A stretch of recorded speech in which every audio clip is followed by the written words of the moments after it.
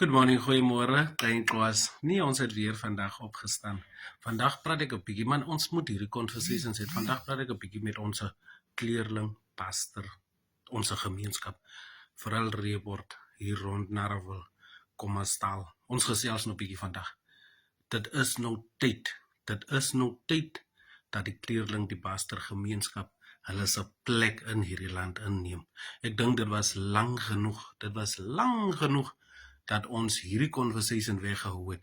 En ek dink ons moet net nie bekend wees vir ons potjie kos en haplie en die golf servers met klomppype. Die stereotyping wil ek hê dit moet ophou.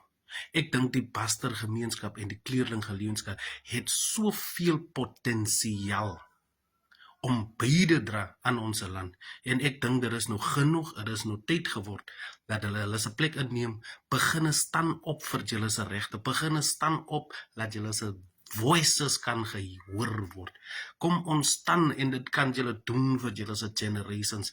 Hierdie tweede klas citizen bly in Namibië gaan nie meer werk nie. Ek wil hê ons moet opstaan, ons moet kan ons plekke inneem.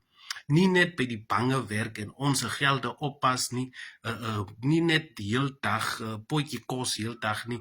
Daar is soveel potensiaal in ons colored en kleerling gemeenskappe. Ek sê vir jou, die level van intelligensie wat hy mense het, met finance en met planning en met dedication, is beyond me.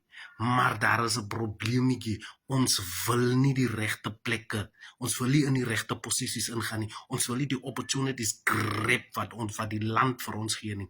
Daar is geen second class citizen in Namibia nie. So vandag sê ek weer, my pastor kleerling gemeenskap, staan op en begin die plekke inneem wat julle moet inneem. Moet glad nie vir julle soos tweede klas citizens hou nie. Almal in Namibia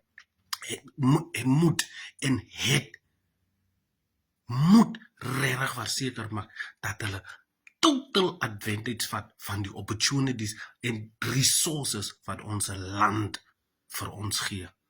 So dit is maar net met al die respek sê ek, julle het beyond respek om op te staan. Al moet julle se eie politieke party begin, al moet julle se eie union begin raak involve om 'n verskil te maak. Ons sit en pas net hierso threads en wie goed en wat so goed op. Kyk watter Piet kom van Suid-Afrika af om vir hom rond te volg. Maar die belangrikste dinge, ons het julle nodig in Namibië. En dit sê ek met die grootste respek, sê ek dit weer. Ons het die expertise en die intelligence nodig van ons colleges, die pastors en hierdie gemeenskap om deel te wees tot op die top level van government, om deel te wees in ons gemeenskappe, om deel te wees by die dinge wat sak maak in ons land. Met hy klein woordetjies sê ek net 'n geseënde dag vir jou. Ons praat weer later. Cheers.